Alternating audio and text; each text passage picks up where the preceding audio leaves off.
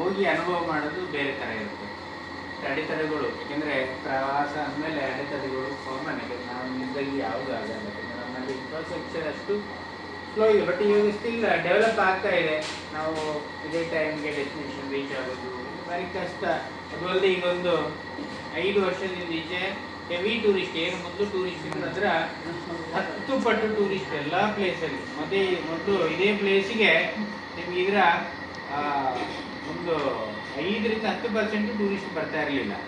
So ಇವಾಗ ಅದರ 10 ಪಟ್ಟು ಜಾಸ್ತಿ ಟೂರಿಸ್ಟ್ ಆಗಿದೆ. ಇಲ್ಲಿಂದಲ್ಲ, ಎನಿ ಡೆಸ್ಟಿನೇಷನ್, ಅದು ಟೆಂಪಲ್ ಇರ್ಬೋದು, ಹಿಲ್ ಸ್ಟೇಷನ್ ಇರ್ಬೋದು, ಬೀಚ್ ಇರ್ಬೋದು. ಸೊ ಹಾಗಾಗಿ ಎಕನಾಮಿಕ್ ಲೆವೆಲ್ನು ಜನರದ್ದು ಇದಾಗಿದೆ. ಬಟ್ ಜನರಿಗೆ ಏನಾಗಿದೆ, ಒಂದು ಟೂರ್ ಹೊರಡ್ಬೇಕನ್ನೋ ಒಂದು ಭಾವನೆ. ಹಿಂದಿನ ಕಾಲದಲ್ಲಿ ಬರೀ ಮಕ್ಕಳಿಗೆ ಮಾಡೋದು ಕೊನೆಗೆ 1-2 ಯಾತ್ರೆ ಮಾಡೋದು ಅಷ್ಟೇ. ಒಂದು 8 ವರ್ಷದ ಹಿಂದಿನ ಜನ್ರೇಷನ್ ಹಂಗೆ ಇದ್ದಿದ್ದು. ಬಟ್ ಒಂದು 5ರಿಂದ 6 ವರ್ಷದ ನಂತರ ಸೊ ಎಂಟೈರ್ಲಿ ಪಿಕ್ಚರೇ ಚೇಂಜ್ ಆಗಿದೆ. ಮಕ್ಕಳಿಗೆ ಒಂದು ಬೇಡ, ಯಾಕೆಂದರೆ ಮಕ್ಕಳಿಗೆ ಒಳ್ಳೆ ಎಜುಕೇಷನ್ ಕೊಟ್ಟರೆ ಅವರ ಸ್ಯಾಲ್ರಿ ಮುಂದೆ ಇವರ ಪೆನ್ಷನ್ನು, ಇವರ ಮನೆ ಇನ್ಕಮ್ಮು ಕಾಣಿಸೋದೇ ಇಲ್ಲ. ಬೇಡ ಅಪ್ಪಾಜಿಯಮ್ಮ, ನೀವು ಎಂಜಾಯ್ ಮಾಡಿ. ಸೊ ಅನ್ನೋ ಆ ಭಾವನೆ ಬಂದ್ಬಿಟ್ಟಿದೆ ಈಗ. ಮೋಸ್ಟ್ 90% ಹಂಗೆ ಆಗಿದೆ. ಹಾಗಾಗಿ ಹೋಗೋರು ಹೋಗೋರು ಜಾಸ್ತಿನೇ ಇವರ ನೆನ್ಸಸ್. ಹಾಗಾಗಿ ನಿಮಗೆ ಎಲ್ಲ ಡೆಸ್ಟಿನೇಷನ್ ವೀಕ್ ಆಗಬೇಕು ತುಂಬ.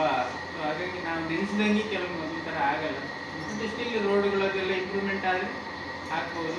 ಸೊ ಇವತ್ತು ನೋಡಿ ಕಂಪ್ಲೀಟ್ಲಿ ವೆದರ್ ಚೇಂಜ್ ಆಗೋಯ್ತು. ಮೇಲೆ ಕಂಪ್ಲೀಟ್ ಮಳೆ ಇರ್ಬೋದು. ಮಳೆ ಇದ್ದರೆ ನಿಮಗೆ ಏನು ಎಂಜಾಯ್ ಮಾಡೋಕ್ಕೂ ಆಗೋದಿಲ್ಲ. ಸೊ ಇಲ್ಲಿ ಸ್ವಲ್ಪ ಅಡೆತಡೆಗಳಾಗಿದೆ. ನಮ್ಮ ಕೆಲವು ಡ್ರೈವರ್ಗಳದ್ದು ಸ್ವಲ್ಪ ಯಾವುದೋ ಬೇರೆ. ನಮ್ಮ ಆ್ಯಕ್ಚುಲಿ ಇಲ್ಲಿ ಏನಾಗುತ್ತೆ, ಅಸ್ಸಾಂ, ಮೇಘಾಲಯ, ದಿಲ್ಲಿ, ಕಾಶ್ಮೀರ, ಈ 3 ಕಡೆ ನಾವು ಸ್ವಲ್ಪ ಏಜೆಂಟ್ಗಳಿಗೆ ಕೊಡ್ತೀವಿ, ಲೋಕಲ್ ಏಜೆಂಟ್ಗೆ. ಸೊ ಅವ್ರದ್ದು ಕಮಿಟ್ಮೆಂಟ್ ಹೆಂಗಿರುತ್ತೆ ಗೊತ್ತಾಗಲ್ಲ. ಸೊ ಹಾಗಾಗಿ ಈ ಸಲ ಅವ್ರನ್ನ ಡ್ರೈವರ್ ಕೂಡ 1-2 ಕಡೆ ತಪ್ಪಿ ಮಾಡಿಬಿಟ್ರು. ಸೊ ಹಾಗಾಗಿ ಏನಾದರೂ ಇನ್ಕನ್ವೀನಿಯನ್ಸ್ ಆಗಿದೆ. I am very sorry for that. ಯಾಕೆಂದರೆ ನಾವು ಜೊತೆಗೆ ಹೋದಾಗ ಅವ್ರ ಮುಂದೆ ನಿಲ್ತೀನಿ ಅಂತ ಅಲ್ಲೂ ಒಂದು ಕಡೆ ನಿಲ್ಲಿಲ್ಲ, ಸೀದಾ ಹೊಟ್ಟೋದು. ಮತ್ತು ಒಂದ್ಸಲ ಹೋದರೆ ನೆಟ್ವರ್ಕ್ ಸಿಗಲ್ಲ. ಸೊ ಎನಿವೆ ಎಂಜಾಯ್ ಮಾಡಿರ್ಬೋದು. ಅಂದರೆ ಆಮೇಲೆ ಹಿಲ್ ಸ್ಟೇಷನು, ಐಸ್ ಪ್ಲೇಸ್ ಹೋದಾಗ ತಲೆನೋವು, ವಾಮಿಟಿಂಗ್ ಇದೆಲ್ಲ ಕಾಮನ್. ಕರ್ವ್ಸ್ ಜಾಸ್ತಿ, ಯಾಕೆಂದರೆ ಟ್ರಾವೆಲಿಂಗ್ ಅಭ್ಯಾಸ ಇರಲ್ಲ. ನಾವೆಲ್ಲ ಲೆವೆಲ್ ರೋಡಲ್ಲಿ ಹೋಗಿ ಜಾಸ್ತಿ ಪ್ರಾಕ್ಟೀಸ್ ಇರೋದು. ಸೊ ಕಷ್ಟ ಆಗುತ್ತೆ. ಗ್ರ್ಯಾಜುಲಿ ಹೋಗ್ತಾ ಇದ್ದರೆ ಓಕೆ. ಸೊ ಹಾಗಾಗಿ ಏನಾದರೂ ಕೆಲವೊಮ್ಮೆ ನಾವು ಜೋರು ಮಾತಾಡಿದ್ವಿ, ಜೋರು ಅಂತಲ್ಲ, ಅದು ನಮ್ಮದು ಆ ವಾಯ್ಸ್ ಹಂಗಿರುತ್ತೆ. ಯಾಕೆಂದರೆ ನಿಮಗೆ 30 ಜನರದ್ದು ಥಿಂಕಿಂಗ್ ಒಂದೊಂದು ಥರ ಇರುತ್ತೆ. ಒಬ್ಬರ ಈ ಕಡೆ ಈ ಥರ ಆಗಿರುತ್ತೆ. ಈ ಟೂರೆಲ್ಲ ಏನಿಲ್ಲ, ಮಿನಿಮಮ್ ನಮಗೆ ಕೆಲವೊಂದು ಯಾತ್ರೆಗಳು, ಅಮರನಾಥ ಯಾತ್ರೆ, ಚಾರ್ಧಾಮ್, ಕೂಡಿದ ಟೆಂಪಲ್ ಟೂರ್ಗಳೆಲ್ಲ ಭಾಳ ಕಷ್ಟ ಆಗುತ್ತೆ. ಹಾಗಾಗಿ ನಮಗೆ ಅದು ಹಂಗೆ ಬಂದುಬಿಡುತ್ತೆ. ಇದು ಇದ್ದರೆ ಕಷ್ಟ ಆಗುತ್ತೆ. ಸೊ ಬಟ್ ಮನಸ್ಸಲ್ಲಿ ಯಾವುದಿರಲ್ಲ, ಎಲ್ಲನೂ ಜೊತೆಗೆ ಕರ್ಕೊಂಡು ಹೋಗಬೇಕು. ಸೊ ಗ್ರೂಪ್ ಇರುವಾಗ ಹೋಗಲೇಬೇಕಾಗುತ್ತೆ. ಹಾಗಾಗಿ ಈ ಅನುಭವ ನಿಮಗೆ ಒಳ್ಳೆ ಮೆಮೊರಿ ಕೊಟ್ಟಿರ್ಬೋದು. ಅಂದ್ರೆ ಇಲ್ಲಿ ಏನಿದಾಗ್ತಾ ಇದೆ ಅಂದ್ರೆ ಬಸ್ಸಲ್ಲಿ ಹೋಗಕ್ಕಾಗಲ್ಲ, ಅದು ಅದೇ ಪ್ರಾಬ್ಲಮ್. ಮತ್ತೆ ಟ್ರಾಫಿಕ್ ನೋಡಿ, ಹೋದ ಕೂಡಲೇ ನಿನ್ನೆ ಬೇರೆ ವೆಹಿಕಲ್ ಅವ್ನು ಏನು ಮಾಡಿದ್ದಾನೆ, ಒಂದು ರೌಂಡ್ ಬಂದು ಹೋದ, ಮೇಲೆ ಹೋಗ್ಬೇಕಿದ್ರೆ ಆಕ್ಸಿಡೆಂಟ್ ಕಟ್ಟಾಗಿ ಅವ್ನು ಬರೋಕ್ಕಾಯ್ತು. ತೆಗೀನು ಗಾಡಿ ಇದೆ. ಹಾಗಾಗಿ ಅದು ಎಲ್ರಿಗೂ ಕನೆಕ್ಟ್ ಆಯಿತು. ಹಿಂಗೆಲ್ಲ ಈ ಹಿಲ್ ಸ್ಟೇಷನಲ್ಲಿ ಹೆವಿ ಟೂರಿಸ್ಟ್ ಇಲ್ಲ. ಸೊ ಟೋಟಲಿ ನಾವು ಡಾರ್ಜಿಲಿಂಗು, ಈವನ್ ನಥುಲಾ ಫಾಲ್ಸ್ನಲ್ಲಿ ಹೋಗ್ಬೇಕಿತ್ತು, ವ್ಯೂ ಆದರೂ ಇಲ್ಲಿ. ಯಾಕಂದರೆ ಅಲ್ಲಿ ಕೆಳಗಡೆಯಿಂದ ಕೆಲವು ನೈಸ್ ಇರುತ್ತೆ, ಮೇಲೆ ಹೋಗೋಕ್ಕೆ ಆಗಲ್ಲ. ಎನಿ ಟೈಮ್ ವೆದರ್ ಚೇಂಜ್ ಆಗುತ್ತೆ. ಹೋದಾಗ ಫಸ್ಟ್ ಹೋದವರಿಗೆಲ್ಲ ಕ್ಲೀನ್ ಸಿಕ್ತು ನೋಡಿ. ಆಮೇಲೆ ನಾವು ಹೋದಾಗ ವಿಪರೀತ ಮಳೆ, ಆಮೇಲೆ ಕ್ಲೋಸ್ ಮಾಡ್ತಾರೆ. ಸೊ ಹಾಗಾಗಿ ಏನೇ ಇಲ್ಲಿ ನಥುಲಾ ಫಾಲ್ಸ್ ಹೋದರೆ ಅಟ್ಲೀಸ್ಟ್ ನೋಡ್ಕೊಂಡು ಇಮಿಡಿಯೇಟ್ ಬಂದುಬಿಡ್ಬೇಕು. ಎನಿ ಟೈಮ್ ವೆದರ್ ಚೇಂಜ್ ಆಗುತ್ತೆ. ಆ ಥರ ಪೀಕ್ ಪಾಯಿಂಟ್ ಆಗಿರೋದ್ರಿಂದ ಆ್ಯಕ್ಚುಲಿ ಅದೊಂದು ಸಿಗುತ್ತೆ. ಬಟ್ ಎಲ್ರಿಗೂ ಆ ನಥುಲಾ ಪಾಸ್ ಅಂತ ಹೋಗಲ್ಲ. ಇಲ್ಲಿ ಪಾಪ ಬಂದರೆ ನಾರ್ಮಲಿ ಎಲ್ರಿಗೂ ಹೋಗ್ಬೋದು. So small trip. ಸೊ ಎಲ್ರಿಗೂ ಇನ್ನೊಂದ್ಸಲ ಧನ್ಯವಾದಗಳು. ನಿಮ್ಮ ಮುಂದಿನ ಪ್ರಯಾಣ ಕೂಡ ಸುಖಕರವಾಗಿರಲಿ. ಭಾಳ ಟ್ರಿಪ್ಗಳಿವೆ ಬೇರೆ ಬೇರೆ ಥರದ. ಯಾಕೆಂದರೆ ಕೆಲವು 90% ನಮ್ಮ ಎಲ್ಲ ಟೂರ್ಗಳು ಒಂದೇ ಬಸ್ಸಲ್ಲೇ ಇರ್ತವೆ. 90% ಅವಾಗ ಚೆನ್ನಾಗಿರುತ್ತೆ. ಇನ್ನು ಅಬ್ವಿಯಸ್ಲಿ ಇಲ್ಲಿ ಈ ಥರ ಕಾರುಗಳು ಬೇರೆ. ಕಾಶ್ಮೀರ ಆಮೇಲೆ ಅಸ್ಸಾಂ, ಮೇಘಾಲಯ ಟೆಂಪೋ ಟ್ರಾವೆಲರ್ಗಳು. ಉಳಿದ ಕಡೆ ಆಲ್ಮೋಸ್ಟ್ ಎಲ್ಲ ಕಡೆ ಬಸ್ 30-40 ಬಸ್ಸು. ಅವಾಗ ನಿಮಗೆ ಈ ಪ್ರಾಬ್ಲಮ್ಗಳೆಲ್ಲ ಇರಲ್ಲ ನಾರ್ಮಲಿ.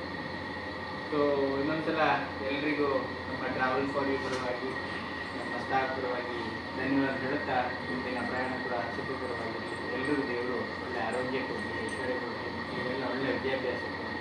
ಭಾರತ ಭವಿಷ್ಯದಲ್ಲಿ ವಿಶ್ವಗುರುವಾಗಿ ಹೇಳ್ತಾ ನಮ್ಮ ಒಂದೆರಡು ಮಾತುಗಳಿಗೆ ಪೂರ್ಣ. Thank you so much. ಎಲ್ರಿಗೂ ನಮಸ್ಕಾರ. ನಮಸ್ತೆ. ಟ್ರಾವೆಲ್ ಫಾರ್ ಯು ವತಿಯಿಂದ ಬಾಲಕೃಷ್ಣ ಅವರು ತುಂಬ ಚೆನ್ನಾಗಿ ಸಮರೈಸ್ ಮಾಡಿದ್ದು. ಇದೀಗ ನಮ್ಮ ಸರದಿ.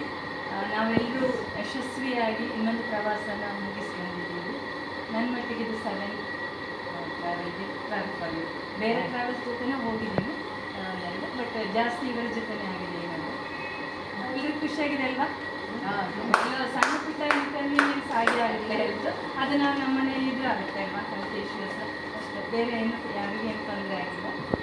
ಈಗ ನಾವು ಇಷ್ಟು ದಿನದಲ್ಲಿ ನಮಗೆ ಅಚ್ಚುಕಟ್ಟಾಗಿ ಮಾರ್ಗದರ್ಶನ ಮಾಡ್ತಾ, ಹಾಗೆ ರುಚಿ ರುಚಿಯಾಗಿ ಊಟ ಉಪಚಾರ ಎಲ್ಲ ಗೈಡೆನ್ಸ್ ಎಲ್ಲ ಮಾಡಿದ ಎಲ್ಲರಿಗೂ ಟೋಕನ್ ಆಫ್ ಅಪ್ರಿಸಿಯೇಷನ್ ಅಂತ ನಮ್ಮ ಎಲ್ಲರ ಪರವಾಗಿ ಒಂದು ಸಣ್ಣ ಕೊಡುಗೆ ಕೊಡೋಣ ಅಂತ ಆಲೋಚಿಸಿದ್ವಿ. ಮೊದಲನೇದಾಗಿ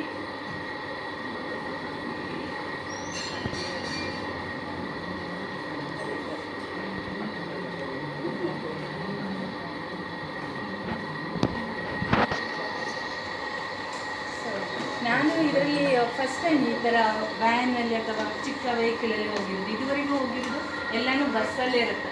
ಸೊ ಬಸ್ಸಲ್ಲಿ ಹೋಗುವಾಗ ಅದೊಂದು ಹೆಚ್ಚು ಪರಿಚಯ ಆಗುತ್ತೆ ಜನರನ್ನು, ಮತ್ತು ನಮ್ಮದೇ ಒಂದು ಗುಂಪುಗಾರಿಕೆ ಆಗಿಬಿಡುತ್ತೆ. ಅಂತಾಕ್ಷರಿ, ಕ್ವಿಜ್, ಅದು ಇದು ಅಂತ. ಅದು ಈ ಟ್ರಿಪ್ಪಲ್ಲಿ ಸ್ವಲ್ಪ ಮಿಸ್ ಆಗಿತ್ತು. ಬಟ್ ಅದು ಯಾಕೆಂದರೆ ಈ ಟರೈನ್ ಹಾಗಿದೆ, ಆದ ಕಾರಣ. ಉಳಿದಂತೆ ಬೇರೆ ಯಾವುದೂ ಡಿಫರೆಂಟ್ ಅಂತ ಅನಿಸಿಲ್ಲ. ಚೆನ್ನಾಗಿದೆ ಪ್ರೋಗ್ರಾಮ್.